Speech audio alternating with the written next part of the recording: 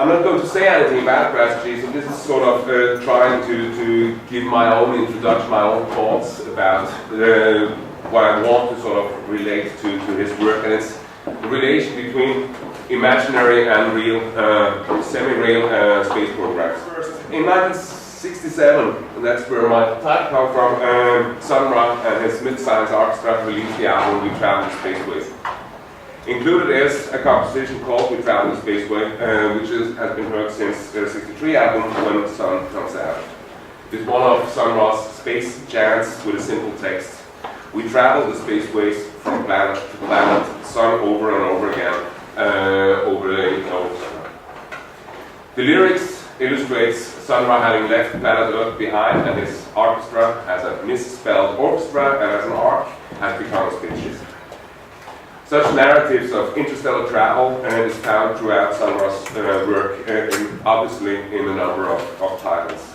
Just a number of them: Interplanetary Music, Interstellar Loveways, Rocket Number 9, Take Off from the Planet Venus, Flight to Mars, Next Stop Mars, Outer Spaceway Incorporated, and so on and so forth.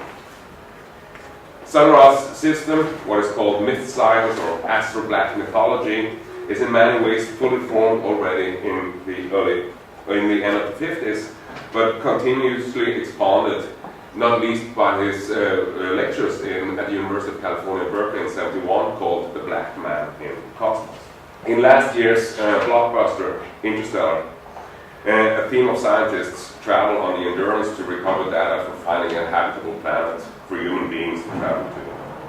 One of the scientists, Romilly, is a black man and is obviously, unfortunately, killed during the flight.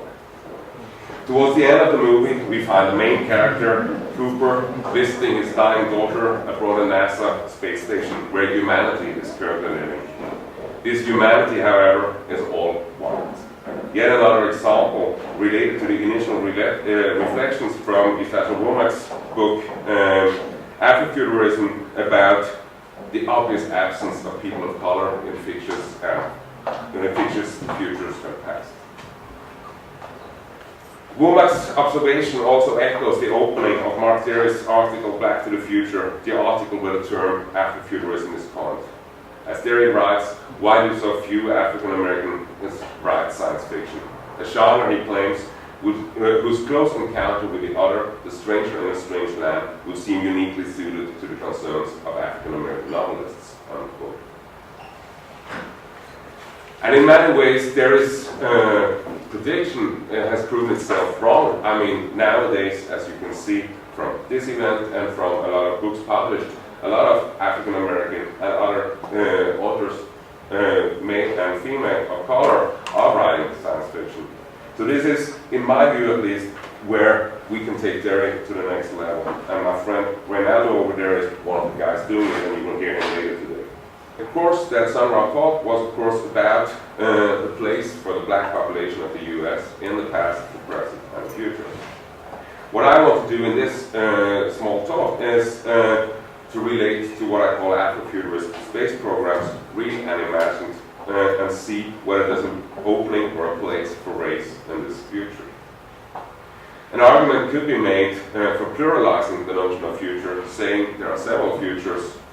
On the other hand, there is a dimension of this being not primarily, or not only about the future, but also about the present or the future seen from the present. And this is where sci-fi comes to help me, as a decentered point of view, watching current events from the point of view of imagined futures, using today as a template for possible futures, as well as possible futures as a correction for today. In this, William Gibson's much-quoted statement about the future already being here also testifies to have access to the future is part of the current geopolitical and, I would add, interplanetary situation. This, at the same time, contains a problem.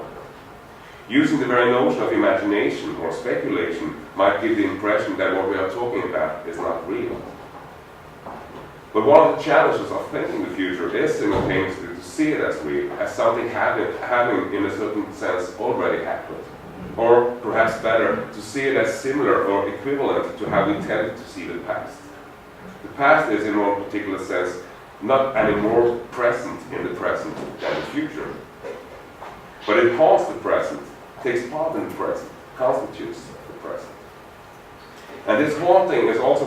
two different forms of understanding, and critical for me is the role of imagination as part of the aesthetics and practices found. Our understanding of the past is in this particular sense also built upon the possibilities of imagining the past, or better, several paths in a double movement away from the present. As it says in the opening of Star Wars, a long time ago in a galaxy far, far away. Distance in time and in space is inscribed in many dimensions of the genre of sci-fi.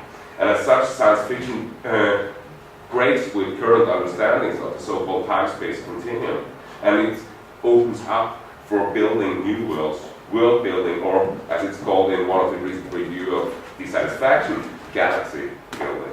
One figure of, that is central in this framework that I'm presenting now is the figure of the alien and the relation between the alien and the so-called human being.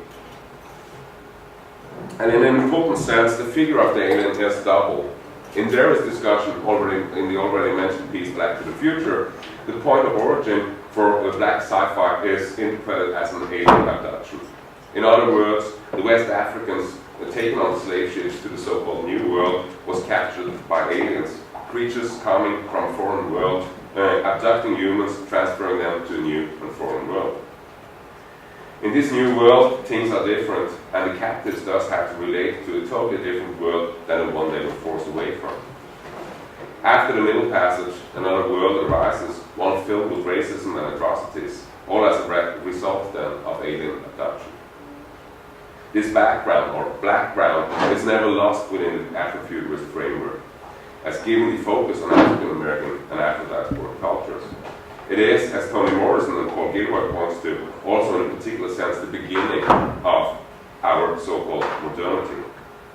It is not simply, Morrison says, that human life originated in Africa in anthropological terms, but that modern life begins with slavery.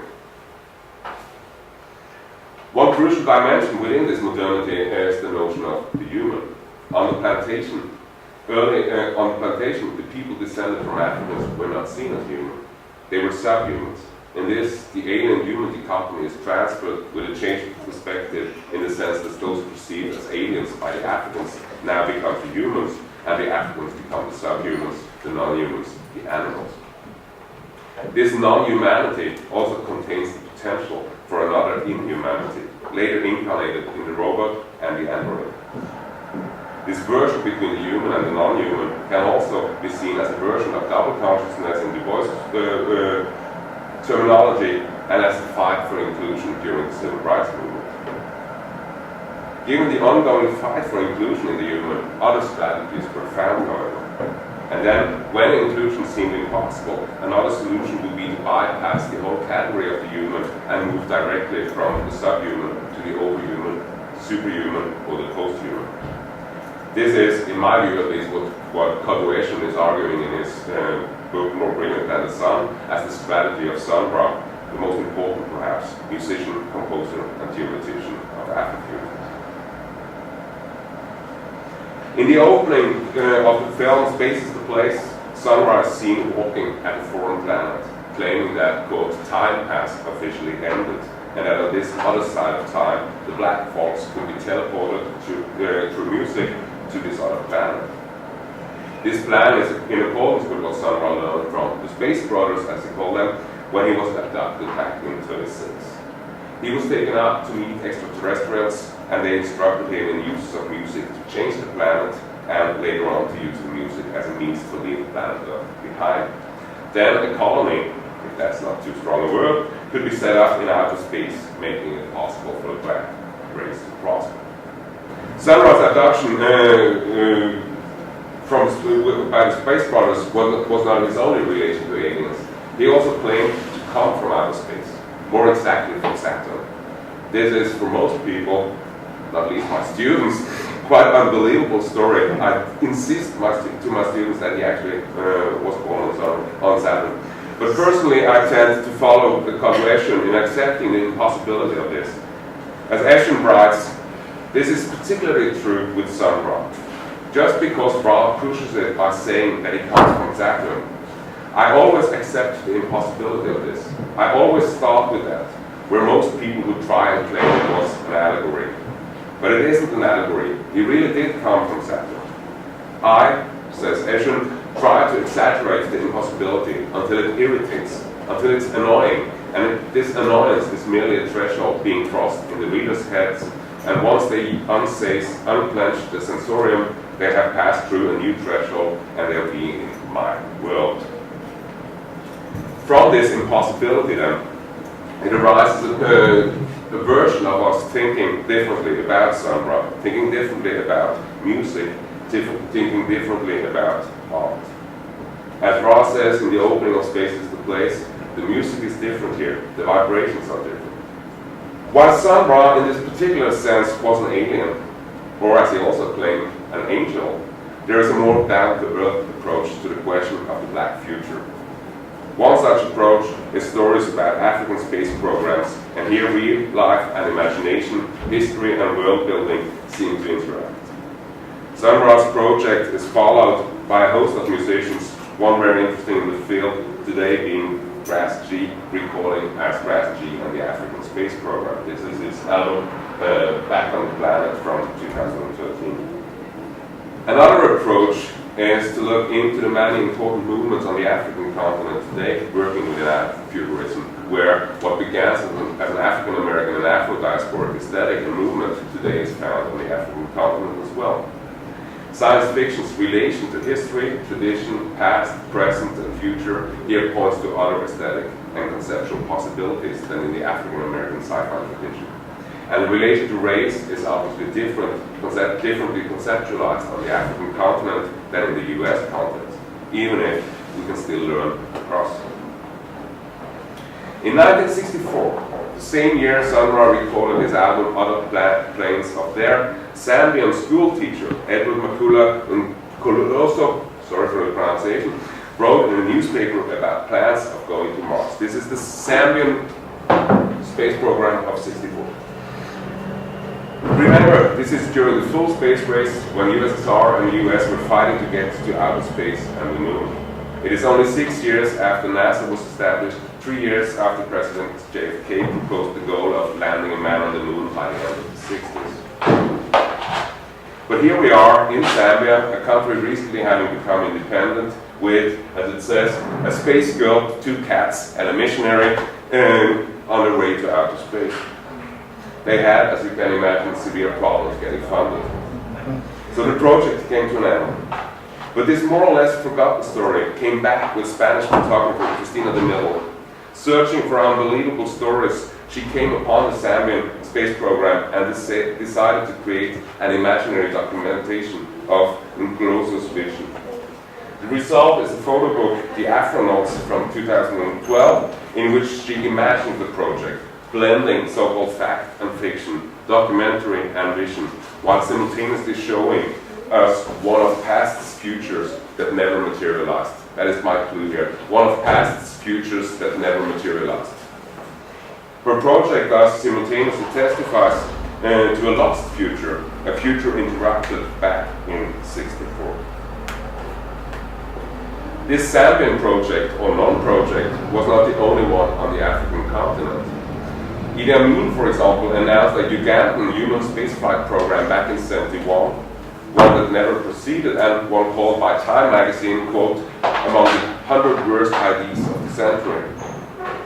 Today you can find the African Space Research Program, which is a non-governmental program of kind of do-it-yourself style, and later developments are also in place as the Kenyan Space Program, the Nigerian Space Program, working with technoculture and satellites and communication. Thus we are back, in a sense, to Derry's definition of Afrofuturism, where he claims that it is, quote, speculative fiction that treats African American themes and addresses African American concerns in the context of 20th century technoculture. Thus we only need to expand on that definition to see how the use of technology today and how space technology is part of working through this project. Whether some of these projects are hoaxes or not, as some have claimed, doesn't really matter.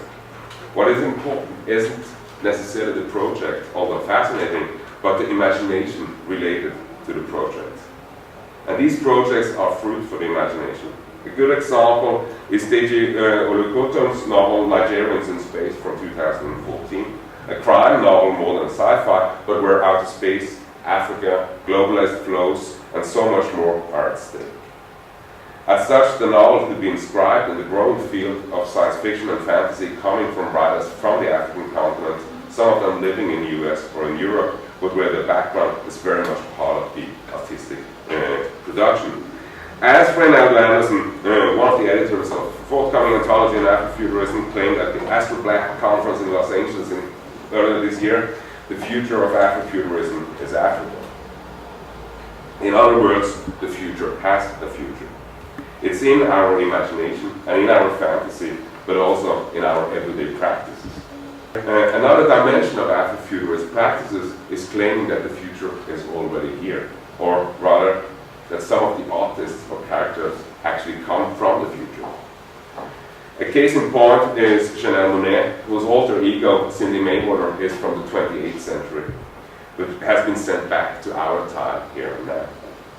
Her music and her emotion pictures are all about this intersection of the future and the now, whereas the past is less obvious, but clearly part of her musical sounds.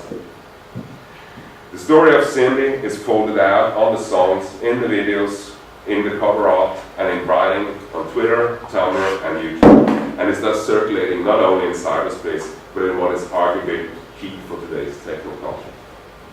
Monáe's presence also points to the importance of gender for the discussion of the future, and here too there are parallels to so-called real life. In some sense, Mae Jemison can be seen as a parallel to Monáe.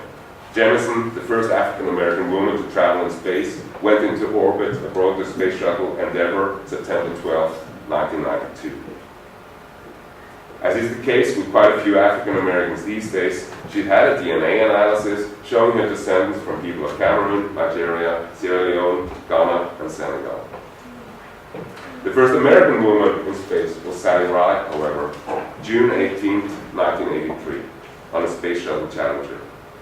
With Ride, there is an explicit relation back to Monáe again, as she is the topic, so to speak, for the song Sally Ride from the 2013 album The Electric Lady. Again, we see how facts and fiction interact, how Afrofuturism isn't only about images, but also about using imagination to create the future. Here, real life becomes a part of Monáe's vision. In a similar way, however, Mae Jemison is partaking in what I would also call an Afrofuturist project. Her 100-year Starship, launched in 2012 as a non-profit whose goal is to achieve interstellar travel by 2112. You should really look up the website of and zoom in and out and have fun with it. Jemison's vision or mission might be real in a different sense than Monáe's. It might also be more utopian, whereas Monáe's is more open-ended, with, for example, what Anthony Reid arguing in his article, African Space Programs, Space and Time of the Black Fantastic.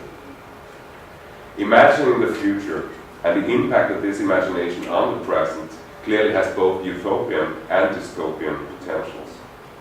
Where Jemison seems clear on the side of the utopian, the world will be better, and Monáe is more double. Take Monáe's song Queen from the album The Electric Lady. The title she has revealed is an acronym. I quote Janelle Monáe. She said, or about her, she says that Q represents the queer community, the U for the untouchables, the E for the immigrants, the second E for the excommunicated, and the N for those labeled as negroids.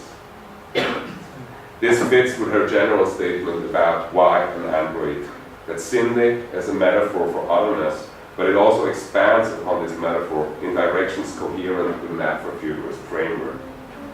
The android represents a future other, and in the case of Monáe's framework, also an android from the future. She argues that the African American experience might be a kind of model and warning for how androids will be treated in the near future when they will cohabitate the Earth with human beings. The model and the warning here are different terms for the utopian and the dystopian impulses. These impulses could be as well be seen in relation to the 100-year Starship project on the one hand and the ending of Interstellar that I opened with on the other. Firstly, as a question to who will be in the future, the place that is for a future of diversity, and secondly, how this future will look. Who knows? When the 100-year Starship project succeeds, who will they or we meet out there? Will Samra be there playing with his intergalactic research orchestra, or will Cindy Mayweather be there to greet the people arriving? Thank you. I'm a musicologist and I used to be a musician. I think it comes out of that practice more than the other theoretical thing. But the most important thing on a theoretical level for me is what my whole career is built upon. It's destroying the majority's history. And I know I speak from a majority position, so I try to do it from the inside, so to speak. But I do think that what we need to do as academics, and that's where I speak from, is to sort of challenge the inherited history and say there's only one history and this is how it goes. So I try to sort of go into that and say, no, see, you need to read some other books than the one they taught you in school, and then there's all these histories. And what is extremely fascinating with, for example, that Zambian space program is that, of course, before this photographer dug it up, it was a lost future. And then suddenly, if you find it again, you can say, well, the world could have been very different had something else happened. So in that sense, I'm interested in digging up in the archive of history other possibilities, thinking the world differently. And I use music and art as my means, so to speak, to do that. Right. And that's very cool. Thank you.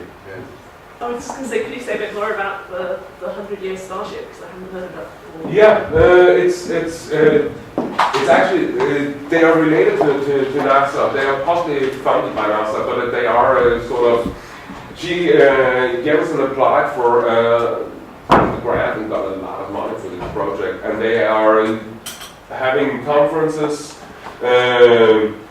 Jefferson was a keynote speaker at one of Jutta Womack's conferences, so she actually knows about the Afrofuturism as well. So I find it interesting how real life and our theoretical project interact.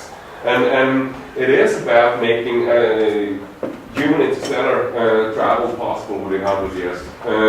But outside of NASA, outside of the army, as a kind of not a commercial thing that people are discussing now. Would you go to Mars? You cannot come back, but we will have your money. But as a kind of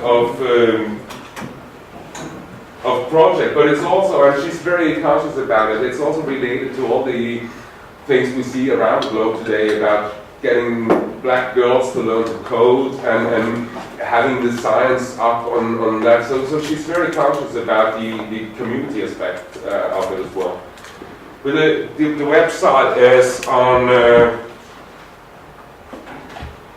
100yss.org, and I strongly recommend you to go in and see it. There's a mission here, and you can get a lot of news from it and so on. They're also on Facebook, obviously.